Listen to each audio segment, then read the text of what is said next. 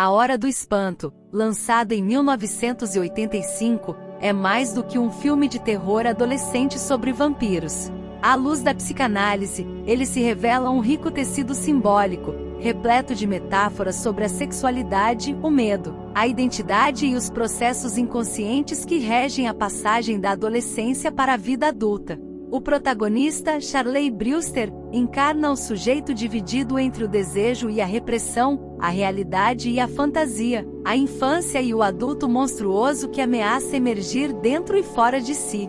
O vampiro Jerry Dandridge, seu vizinho, não é apenas um predador sobrenatural, mas a personificação do desejo reprimido, da pulsão de morte, do duplo sombrio que espreita por detrás da fachada da normalidade suburbana. Sua presença ativa as estruturas profundas do inconsciente de Charley, mobilizando um confronto com as figuras arquetípicas, o herói, a sombra, a anima, e com os registros simbólicos, imaginários e reais da subjetividade. Sigmund Freud nos convida a enxergar o vampirismo como uma expressão das pulsões sexuais reprimidas, dos complexos edipianos e do retorno do recalcado. O monstro é o estranho familiar, o Heimlich, que denuncia o que foi negado à consciência. Carl Gustav Jung, por outro lado, interpreta o vampiro como a sombra arquetípica, uma projeção do que o ego rejeita, mas que é essencial à totalidade psíquica. A jornada de Charley é para Jung uma iniciação simbólica rumo à individuação. Já que Lacan oferece a leitura mais estruturalista e enigmática, o vampiro, a sexualidade e o medo aparecem como efeitos da falta estrutural.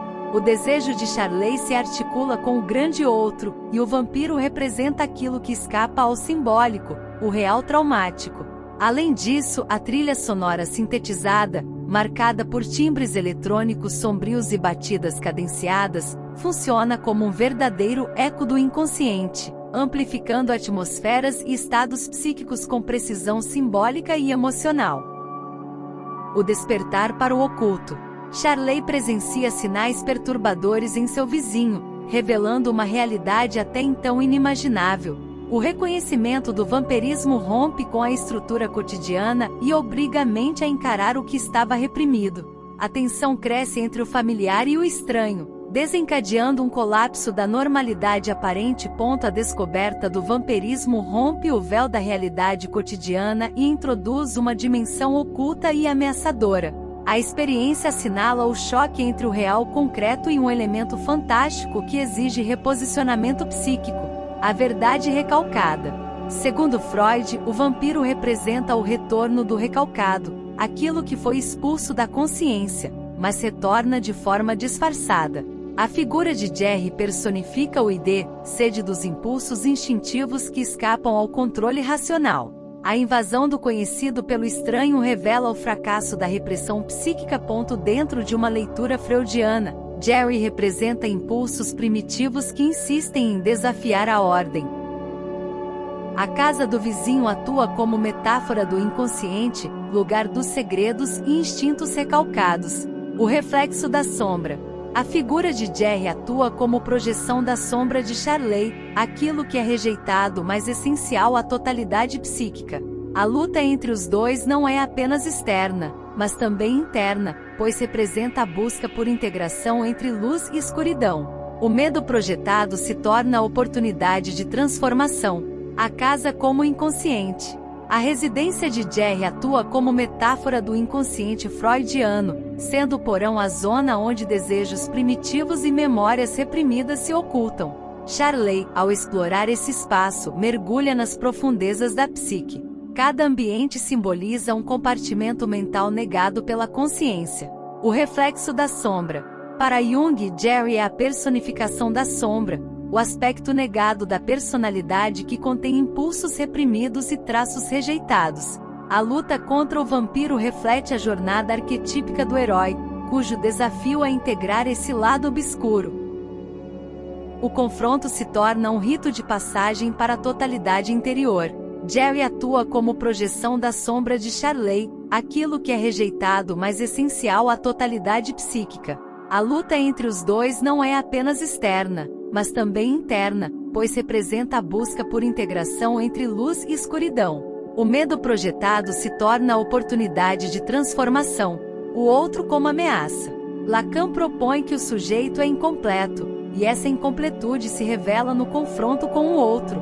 Jerry, enquanto figura ameaçadora e desejante, revela a falta que estrutura a subjetividade de Charley. O vampiro opera como um espelho distorcido que evidencia a fragilidade do eu diante do desejo. O medo como reflexo interno. A ameaça que Jerry representa não vem apenas de fora, mas ativa conteúdos inconscientes projetados por Charley. Jung observa que o medo irracional muitas vezes expressa um espelhamento do inconsciente coletivo e pessoal. O monstro externo é a imagem simbólica dos próprios desejos e temores não reconhecidos. A lacuna do sujeito. Pela lente lacaniana, o encontro com Jerry revela a estrutura de falta que habita o sujeito. O vampiro representa o outro absoluto, que desestabiliza a ilusão de completude. A janela que separa Charley do vizinho funciona como linha divisória entre o mundo simbólico e o real impossível de assimilar. O caso da projeção. Em contexto clínico, a paranoia pode ser compreendida como projeção de conflitos internos sobre figuras de autoridade. Assim como um paciente vê chefes como ameaçadores, Charley vê em Jerry um perigo absoluto. Freud relaciona isso a conflitos edípicos não resolvidos, onde a figura paterna é investida de medo e desejo. Jornada pela psique. A trajetória de Charley reflete uma descida simbólica aos espaços reprimidos de sua mente. O horror que enfrenta tem menos a ver com monstros reais e mais com fantasmas internos. Freud e Jung convergem ao sugerir que o medo do outro revela, na verdade, o medo de si mesmo, e o vampiro é só o espelho. A fronteira do real. A janela entre as casas adquire significado simbólico como barreira entre dois mundos, o simbólico da convivência social e o real da ameaça inexplicável. O olhar de Charley através do vidro marca a ruptura entre percepção e verdade. O sobrenatural invade o espaço da razão sem pedir licença. Desejo e proibição. O vampiro representa o desejo absoluto, desprovido de limites morais. Ao identificá-lo, Charley entra em contato com impulsos que havia tentado ignorar. O fascínio e o medo se entrelaçam, como se a criatura o atraísse para o abismo de seus próprios impulsos não reconhecidos. Projeções perigosas. O caso clínico de paranoia ilustra como figuras externas podem encarnar medos internos não elaborados. Assim como o paciente via chefes como ameaça, Charley vê Jerry como personificação do perigo. Esse processo revela conteúdos infantis mal resolvidos e transfere conflitos internos ao mundo externo. A arquitetura do lar do vampiro espelha a mente em seus níveis ocultos. Cada cômodo escuro e inacessível torna-se expressão simbólica de partes da psique que permanecem ignoradas. A travessia do espaço físico revela a necessidade de descer aos porões mentais e confrontar o que ali habita. Máscaras em queda. Peter Vincent, um caçador de vampiros que vive do passado, é confrontado com a realidade que escapa à encenação. Sua figura decadente encarna o esvaziamento do papel heróico. Diante do medo real, sua máscara teatral racha, abrindo espaço para um reencontro com aspectos profundos de si. Neurose do fracasso. Sob a perspectiva freudiana, Peter representa alguém que inconscientemente sabota sua própria grandeza. Sua carreira em declínio expressa a neurose de fracasso, onde o medo do sucesso é maior que o desejo de conquistá-lo. O retorno ao confronto com o perigo real permite a superação desse ciclo, ressignificando o pai. A coragem redescoberta simboliza, em termos freudianos, a superação do complexo de Édipo. Ao abandonar a postura infantil de negação e insegurança, Peter assume o papel de figura paterna. Tornar-se protetor representa a aceitação simbólica da autoridade interna e o amadurecimento da psique, chamado ao self. No olhar de Jung, Peter é a manifestação do arquétipo do velho sábio que inicialmente nega sua função. Sua jornada reflete o processo de individuação, caminho pelo qual o sujeito integra as partes dispersas do seu ser. A coragem não surge do heroísmo exterior, mas da fusão entre força e fragilidade. Integração pela transformação. A evolução de Peter aponta para o encontro com o Self, instância junguiana da totalidade psíquica. Ao aceitar sua humanidade imperfeita, ele transforma medo em ação consciente. Essa transição reflete o amadurecimento espiritual, onde as ilusões cedem lugar à verdade interior. Reflexo no espelho.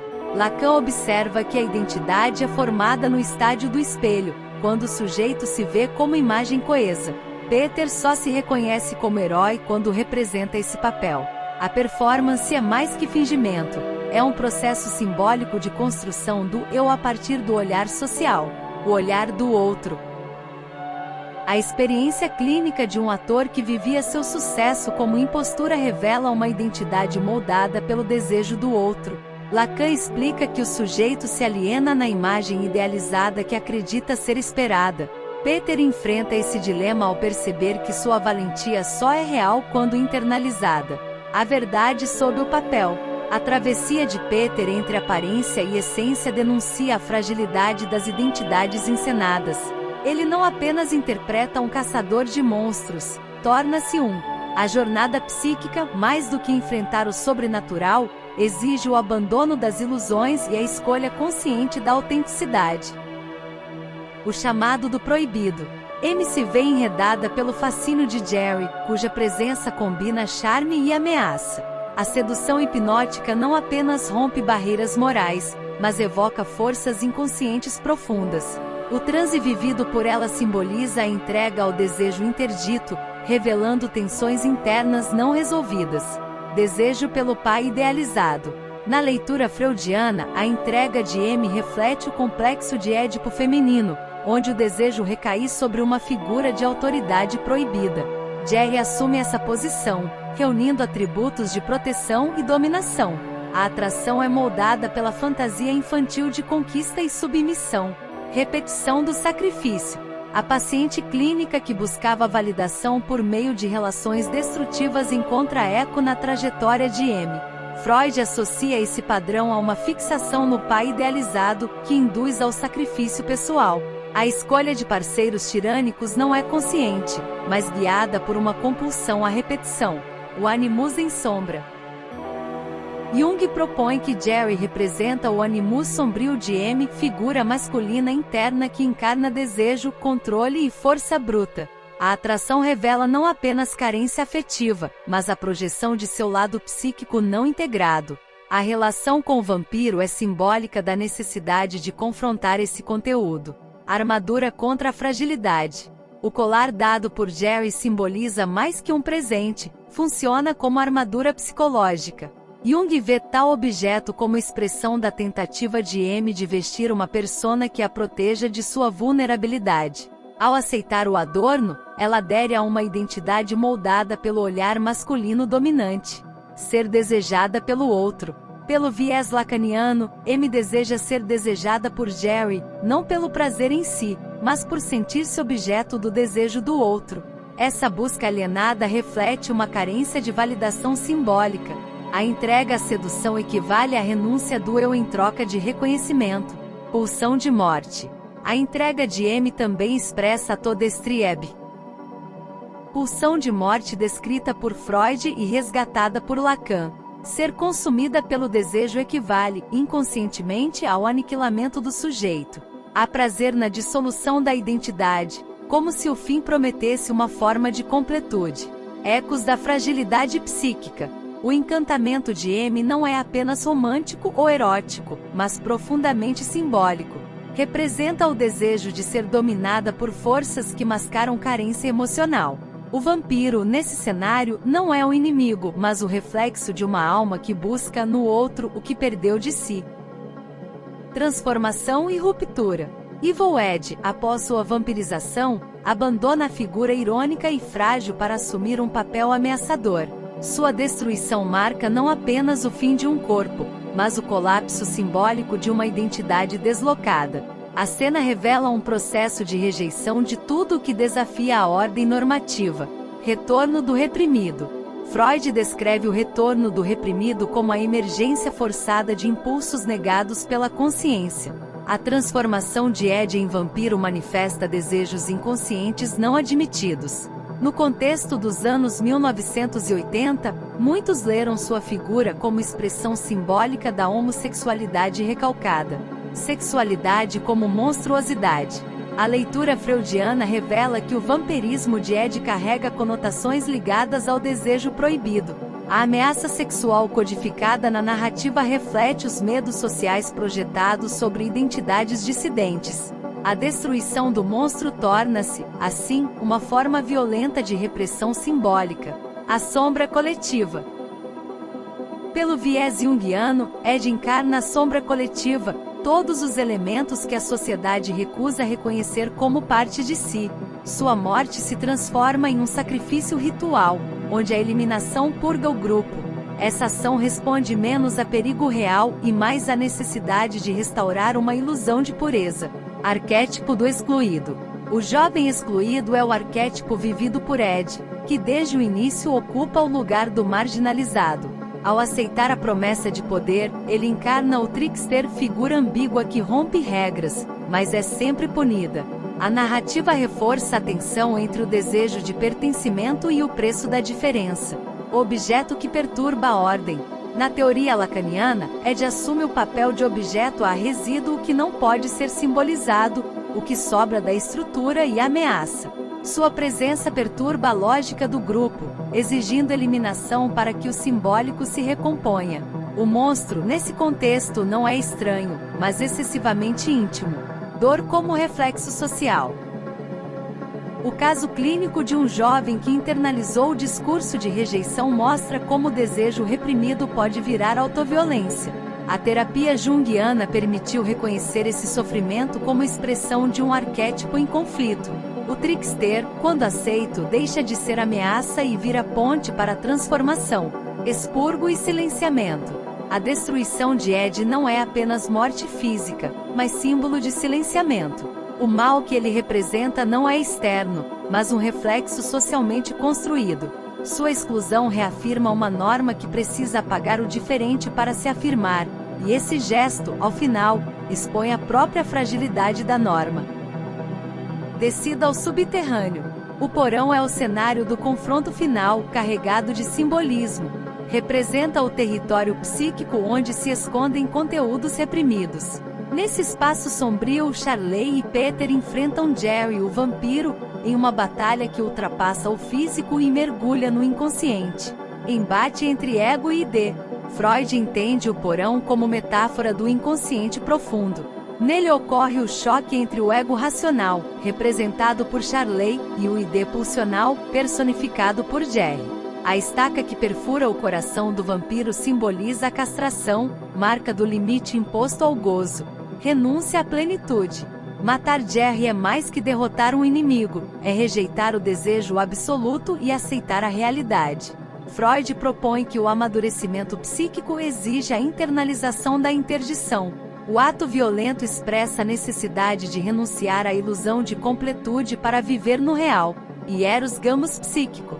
A luta final pode ser lida na visão junguiana, como o hieros gamos. União sagrada entre opostos. Charley confronta sua sombra ao encarar Jerry. Esse encontro com o inconsciente, embora ameaçador, possibilita o surgimento de uma psique mais integrada e consciente. Integração como vitória. A superação do mal externo representa a assimilação de aspectos renegados do self. A individuação, processo central em Jung, exige que o sujeito reconheça sua luz e sua sombra. A vitória não destrói o inconsciente, mas transforma sua energia em autoconhecimento. Ingresso na ordem simbólica. Lacan vê na morte do vampiro a entrada de Charley na ordem simbólica. Jerry representa o gozo ilimitado, e sua destruição permite a aceitação da falta. O herói abandona o imaginário narcísico e reconhece a lei do outro, estrutura que regula o desejo e constitui o sujeito. Projeção do supereu. O caso clínico de um paciente com autoagressividade revela a imagem do monstro como projeção de um supereu tirânico. Ao identificar esse inimigo interno, foi possível reconstruir sua relação com a culpa e a violência. A psicanálise permitiu transformar punição em autocompreensão. Iluminação final. A luz do sol que destrói Jerry representa a clareza que dissolve o inconsciente sombrio. Iluminar o porão é reconhecer as forças ocultas que moldam a psique. Encerrar a luta simboliza sair da negação, emergindo transformado, não mais refém do medo, mas senhor de si. Sinal da persistência. O aparecimento dos olhos vermelhos no final quebra a sensação de encerramento. A ameaça permanece, mesmo após a suposta vitória. Essa imagem final sugere que o mal não foi totalmente eliminado, apenas recuou para espreitar nas margens da consciência. Retorno do recalcado. Freud interpreta esse desfecho como a falha do recalque. O trauma reprimido retorna em nova forma, revelando a neurose de destino. O sujeito repete inconscientemente o que tentou esquecer. O olhar do vampiro denuncia que a angústia foi apenas deslocada, não resolvida. A neurose como ciclo. O fim do filme revela a estrutura cíclica do inconsciente. O mal vencido retorna porque o conflito interno não foi simbolicamente superado. Freud aponta que o psiquismo busca repetição como forma de dominar o trauma, mas frequentemente reforça o sofrimento. Sombra coletiva. Para Jung, os olhos no escuro representam a sombra coletiva. São aspectos negativos da humanidade que a sociedade tenta negar, mas que emergem em momentos de crise. A insistência dessa imagem lembra que o mal precisa ser reconhecido e integrado, não expulso. Incorporação da escuridão. A sombra, quando negada, se fortalece e volta com mais intensidade. Jung sugere que a verdadeira individuação exige o acolhimento desses conteúdos. O final ambíguo mostra que o herói venceu externamente, mas o inconsciente ainda guarda elementos não resolvidos. Irrupção do real. No olhar dos olhos vermelhos, Lacan identificaria a invasão do real. Essa dimensão que escapa à linguagem, rompe o equilíbrio simbólico conquistado. Mesmo com a ordem restabelecida, algo inassimilável ressurge, desafiando a ilusão de estabilidade e controle.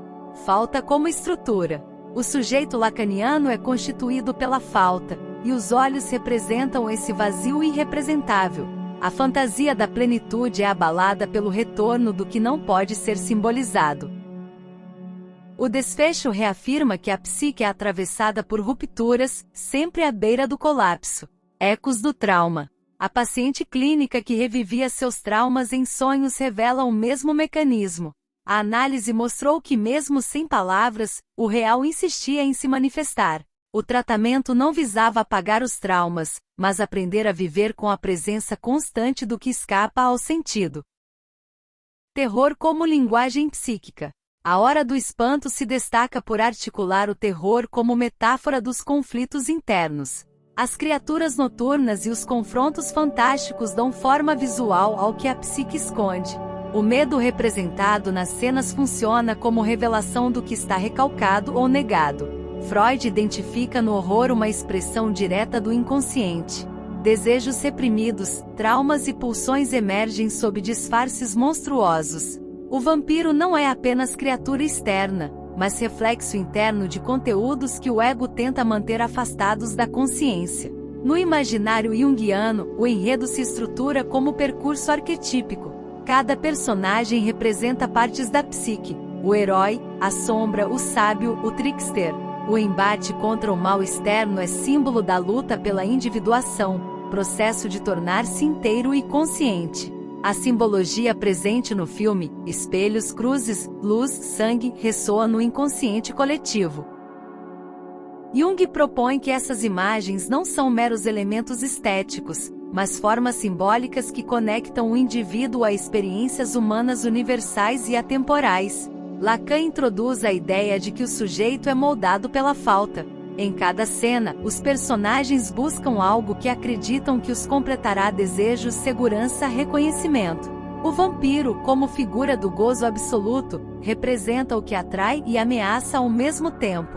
A construção da identidade no filme passa pelo olhar do outro. Lacan afirma que o sujeito só se reconhece através da mediação alheia.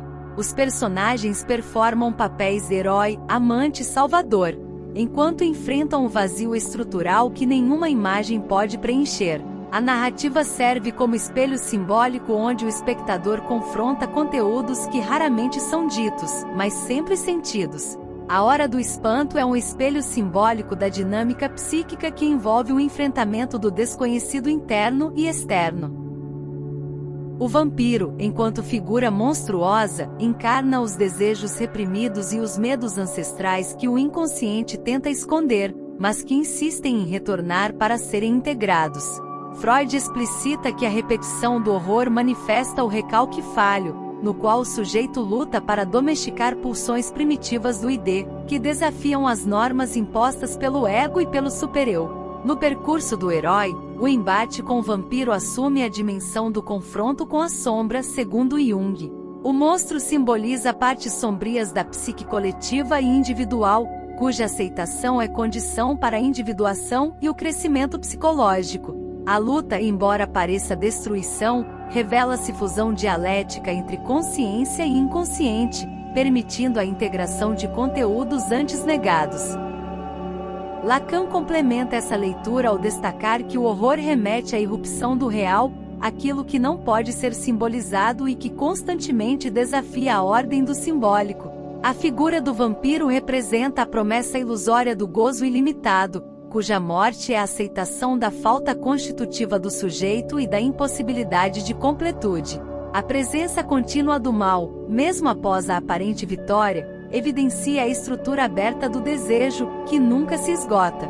Assim, o filme oferece uma narrativa psíquica profunda sobre o processo de reconhecimento e aceitação do próprio abismo interno. A desconfiança diante do outro, o medo do desconhecido dentro e fora de si, e a necessidade de impor limites ao desejo são temas universais que emergem na obra, fazendo de A Hora do Espanto um verdadeiro estudo sobre os labirintos do inconsciente humano.